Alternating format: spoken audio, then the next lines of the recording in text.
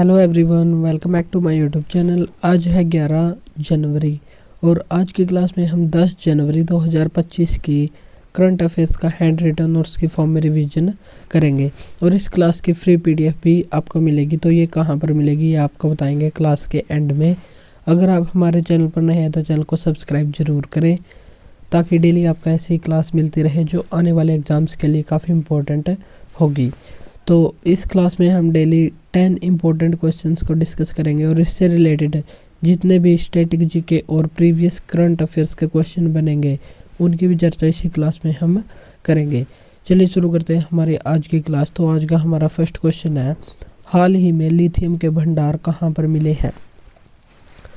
तो लिथियम के भंडार अभी हाल ही में मिले हैं तिब्बत, जिस पर चीन देश का कब्जा है। तो उस देश में मिले हैं चीन लिथियम के भंडार और यहाँ पर स्पोड्यूमीन की खदान प्राप्त हुई है और इस भंडार के मिलने के बाद चाइना के पास विश्व का 16.5% लिथियम भंडार हो गया है और विश्व में दूसरा सबसे ज़्यादा लिथियम भंडार वाला देश बन गया है चीन। और इसमें पहली रैंक किसकी है? तो लिथियम के भंडार सर्वाधिक चिली देश के पास है और दूसरी रैंक अभी हाल ही में चाइना की हो गई है। लिथियम का परमाणु क्रमांक कितना होता है? तो इसका परमाणु क्रमांक होता है 3, जैसे हाइड्रोजन, हीलियम, लिथियम।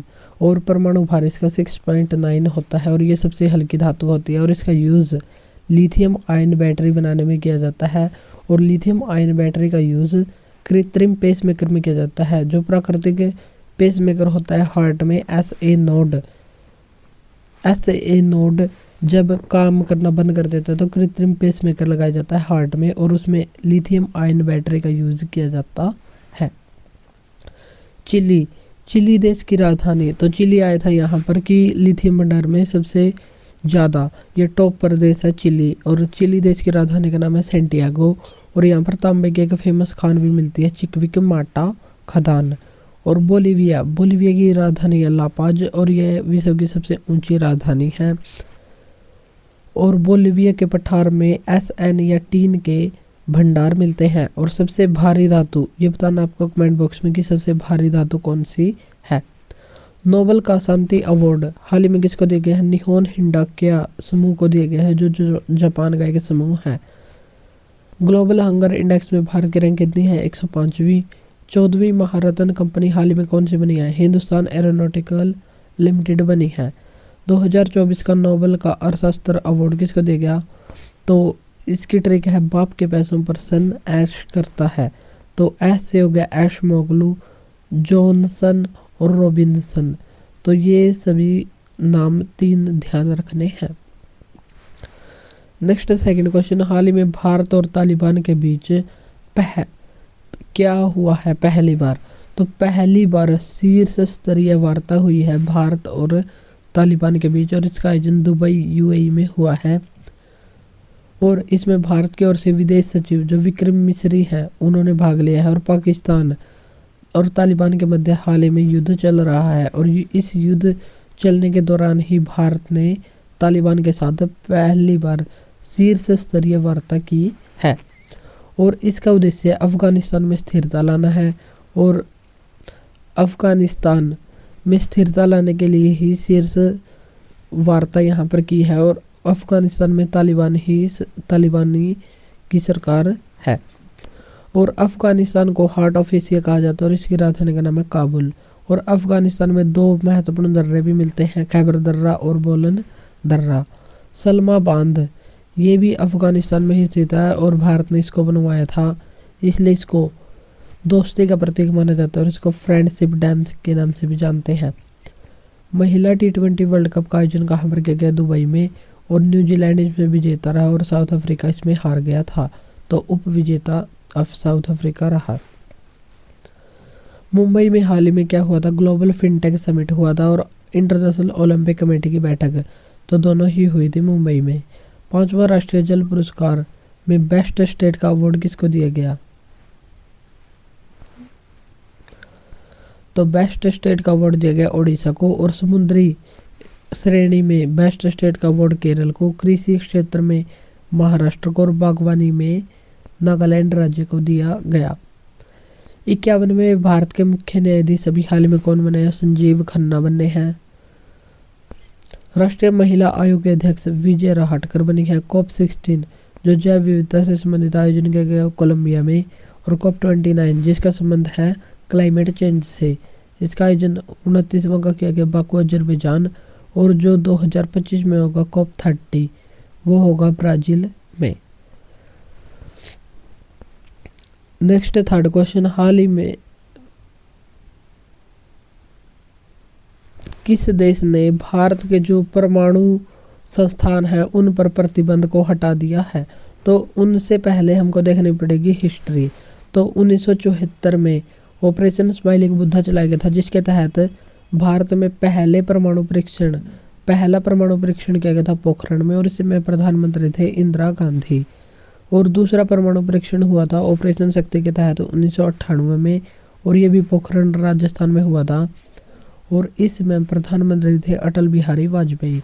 और अमेरिका ने भारत के परमाणु संस्थानों पर बैन लगा दिया था, जैसे बार्क है, भाभा एटॉमिक रिसर्च सेंटर, तो इन पर प्रतिबंध लगा दिया था, क्योंकि अमेरिका नहीं चाहता था कि भारत भी परमाणु संपन्न राष्ट्र बने।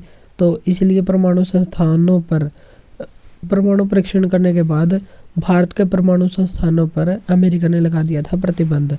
फिर 2008 में प्रधानमंत्री मनमोहन सिंह के समय 123 एग्रीमेंट हुआ था इंडिया और अमेरिका के बीच, और इंडिया की तरफ से इसमें मनमोहन सिंह और अमेरिका की तरफ से जॉर्ज बुश शामिल हुए थे। और इसमें डिसीजन लिया गया कि भारत यूरेनियम या परमाणु ईंधन का यूज बिजली बनाने के लिए करेगा, न कि परमाणु बम बनाने के लिए। और अभी हाल ही में मनमोहन सिंह का निधन हो गया है,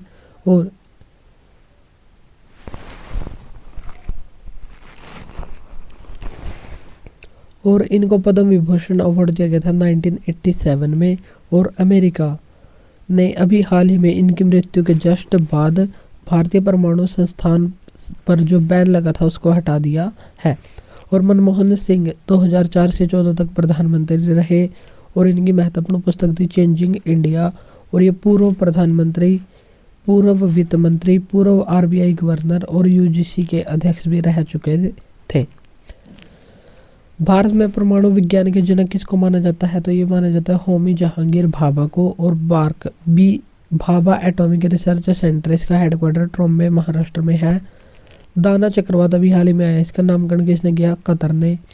बैलन डी और अवार्ड, फीमेल का अवार्ड किसको दिया गया? एतानी बोनामाटी, जो स्पेन की रहने वाली है और ये फुटबॉलर है। और मेल का खिताब रोड्री को दिया गया, जो स्पेन के हैं। भारत का पहला एनालॉग अंतरिक्ष मिशन इसरो ने कहाँ पर लॉन्च किया? लद्दाख में। और KS पुट्टास्वामी का संबंध किससे है? तो निजता का अधिकार मौलिक अधिकार है, और अभी हाल ही में इनका निधन भी हो गया है। रानी हस्तसूप से जुड़े मंदिर की खोज भी हाल ही में कहाँ पर की गई है?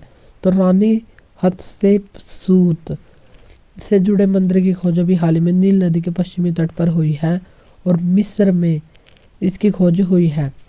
और इसकी पहचान हमें वास्तुकार सेनमुट से मिलती है।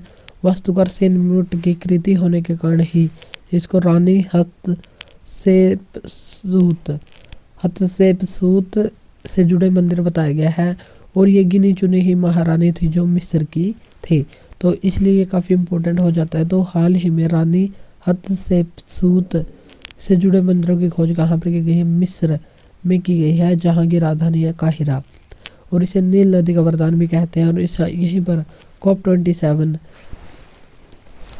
का आयोजन हुआ था शर्म अल शेख नामक स्थान पर। अब हम देख लेते हैं नील नदी का उद्गम कैसे होता है। तो अफ्रीका में है एक विक्टोरिया झील, जिसके मध्य से 0 डिग्री या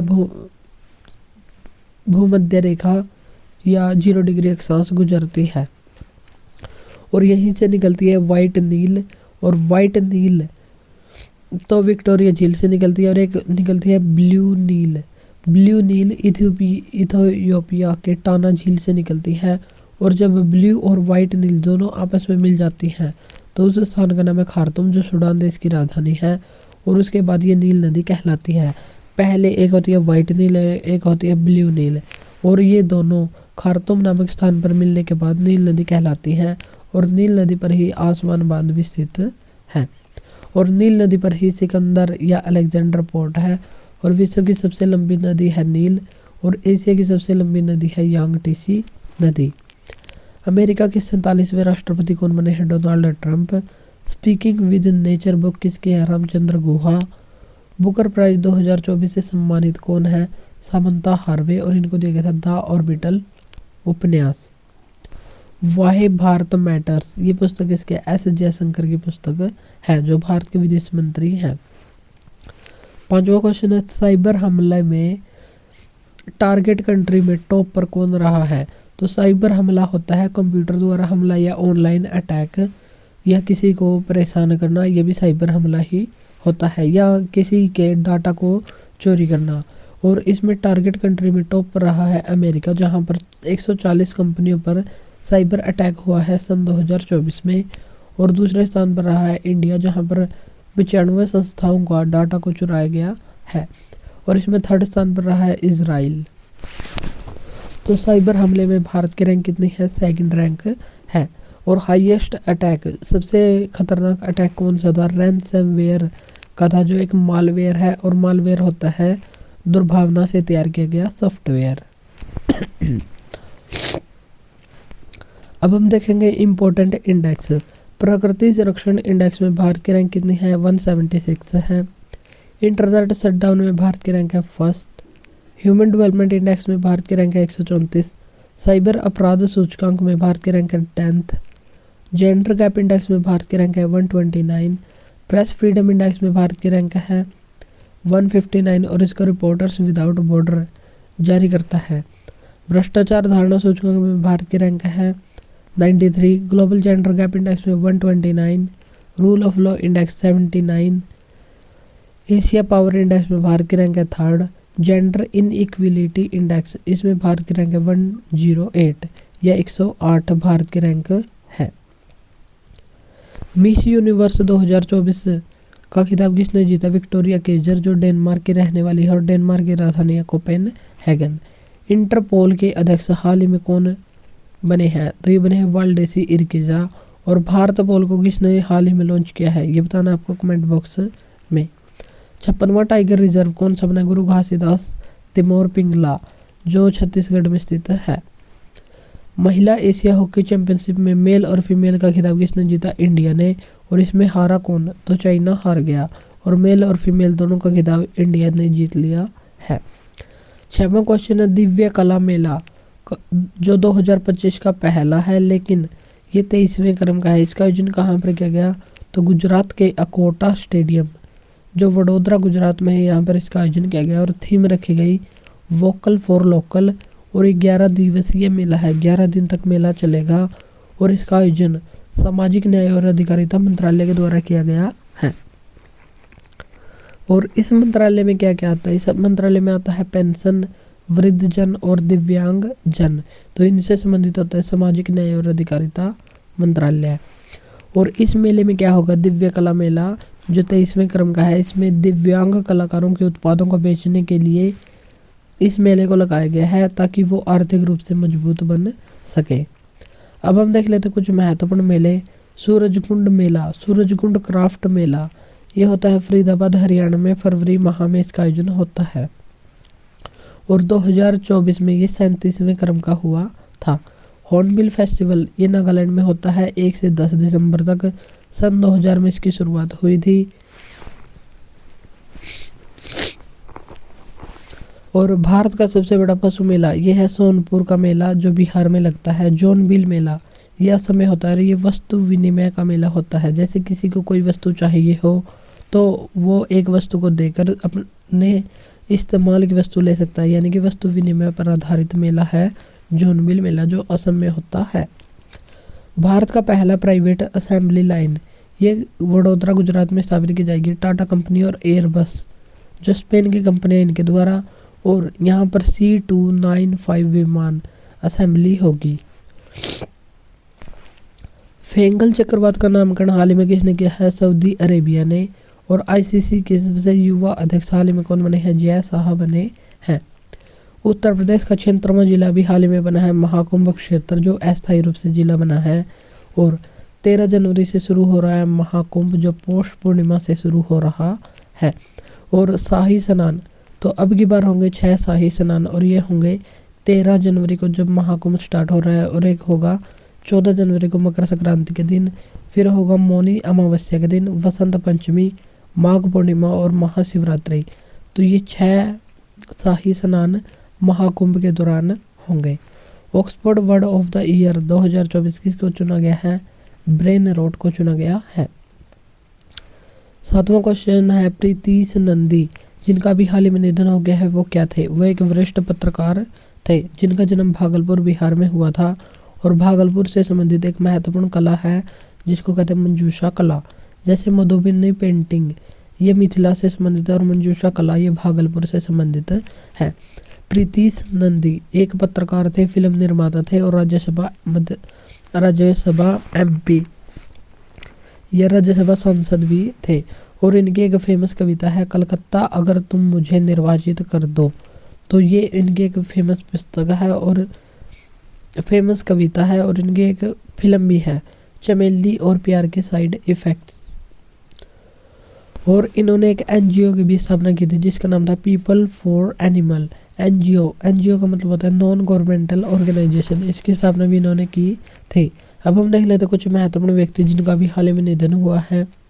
जाकिर हुसैन जो तबला वादक थे, इनको पद्म विभूषण 2023 और पद्म भूषण 2002 में दिया गया। राजीव तारानाथ इनका संबंध है सरोद से। यामिनी कृष्णमूर्ति भरतनाट्यम और कुचिपुड़ी से संबंधित है, और 2016 में पद्म विभूषण इनको दिया गया था। रामनारायण अग्रवाल ये अग्नि मिसाइल के वास्तुकार माने जाते हैं। नासा के अध्यक्ष अभी हाल ही में किसको बनाया गया है? तो ये बनाया गया है जेरोड इसैकमैन को। आरबीआई के 26वें गवर्नर कौन बने हैं? Sanjay Malhotra. Time person of the year 2024 किसको चुना गया है? डोनाल्ड ट्रंप को। सबसे कम उम्र में फीडे विश्व शतरंज चैंपियनशिप का विजेता कौन बना है? तो ये बना है डी गुकेश। 8वां क्वेश्चन है, अनाहत सिंह ने अभी हाल ही में किसमें जीत हासिल की है?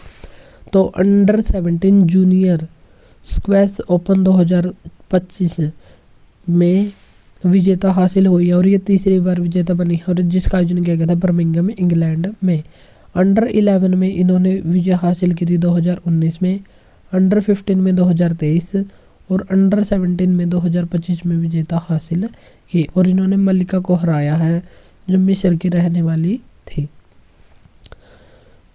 बर्मिंघम में ही 2022 के राष्ट्रमंडल खेलों का आयोजन हुआ था, और 2026 के कॉमनवेल्थ का आयोजन विक्टोरिया में होने वाला था, लेकिन अब ग्लासगो स्कॉटलैंड में होगा। और पहली बार कॉमनवेल्थ गेम्स का आयोजन 1930 के हैमिल्टन कनाडा में हुआ था। डेजर्ट नाइट अभ्यास इनका आयोजन किया जाता है इंडिया, यूएई और फ्रांस के बीच। व्यास सम्मान 2024 ये दिया गया था सूर्यबाला को, कौन देश का वासी। और 129वां सिटीजन अमेंडमेंट एक्ट किन देशों के नागरिकों के लिए लागू? तो ये किससे संबंधित है? 129वां बिल।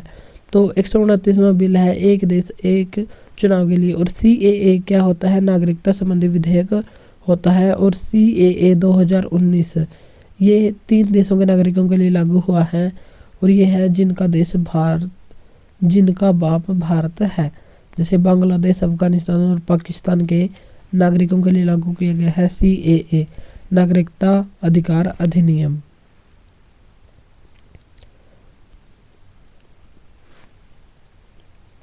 नौवां क्वेश्चन है, गरुड़ाक्षी पोर्टल अभी हाल ही में किसने लॉन्च किया है? तो गरुड़ाक्षी पोर्टल कर्नाटक सरकार ने लॉन्च किया गया है वन अतिक्रमण, अवैध कटाई, अवैध शिकार आदि को रोकने के लिए और ऑनलाइन FIR करने के उद्देश्य से गरुड़ाक्षी पोर्टल को लॉन्च किया गया है। और एक सिप एयर ऐप ये लॉन्च किया है सिप्ला कंपनी ने, जो अस्थमा या दमा है उसकी जांच के लिए सिप एयर ऐप को लॉन्च किया गया है। अब हम देखेंगे कुछ इम्पोर्टेंट पोर्टल। शेरनी पोर्टल किसने लॉन्च किया? UGC ने। प्रवाह ऐप लॉन्च किया RBI ने। और प्रवाह सॉफ्टवेयर ये इसरो ने लॉन्च किया था।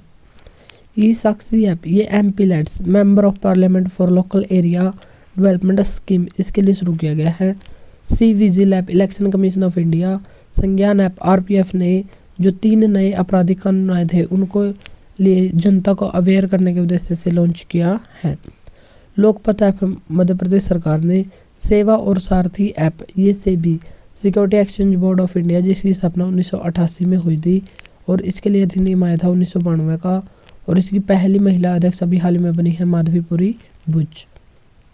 साहित्य अकादमी अवार्ड 2024 इंग्लिश में किसको दिया गया? ईस्ट्रिन कीर को, हिंदी में गगन गिल को और संस्कृत में दिया गया दीपक कुमार को। द ऑर्डर ऑफ मुबारक अल कबीर किस देश का सर्वोच्च सम्मान हाल में प्रधानमंत्री मोदी को दिया गया है? कुवैत का। 18वीं भारत वन स्थिति रिपोर्ट 2023 में सर्वाधिक वृद्धि वाला राज्य कौन सा रहा है? छत्तीसगढ़। जीएसटी काउंसिल की 55वीं बैठक का आयोजन कहाँ पर किया गया है? जैसलमेर में और इसकी अध्यक्षता की है निर्मला सीतारमण ने। 10वां क्वेश्चन और आज का हमारा last question, how India scaled MTG20 book किसने लिखी है? तो ये लिखी है अमिताभ कांत ने, जो G20 2023 के भारत के शेरपा भी रह चुके हैं अमिताभ कांत। और इसमें उन्होंने भारत के G20 आयोजन को सफल कैसे बनाया उसके बारे में बताया गया है। और ये नीति आयोग के CEO भी रह चुके हैं और मेक इन इंडिया बुक भी इन्हीं की बुक है। G20 2023 की थीम क्या थी? One earth one family one future और इसका आयोजन भारत मंडपम नई दिल्ली में किया गया था। और G20 2024 का आयोजन किया गया ब्राजील में। नीति आयोग के उपाध्यक्ष वर्तमान में है सुमन बेरी और इसके CEO का नाम है BVR सुब्रमण्यम। अब हम देखेंगे कुछ इंपॉर्टेंट पुस्तक। Bring it on the incredible story of my life, ये पुस्तक है दीपा मलिक की। NHRC national human right commission के अध्यक्ष बने हैं वी राम सुब्रमण्यम। स्पेडेक्स मिशन और POEM4 मिशन का संबंध किससे है? तो इसरो ने PSLV C66 इनको लॉन्च किया 30 दिसंबर 2024 को। भारत की पहली केन बेतवा नदी जोड़ा परियोजना की आधारशिला कहाँ पर रखी गई है? खजुराहो मध्य प्रदेश में। तो ये थी हमारी आज की क्लास जिसमें हमने महत्वपूर्ण क्वेश्चनों को देखा। अगर क्लास अच्छी लगी है तो इसको लाइक और शेयर जरूर करें। और आज के लिए इतना ही। और इस क्लास की फ्री PDF टेलीग्राम चैनल पर 5 बजे शाम तक प्रोवाइड कर दी जाएगी। तो आज के लिए इतना ही, मिलते हैं नेक्स्ट वीडियो में। Thank you.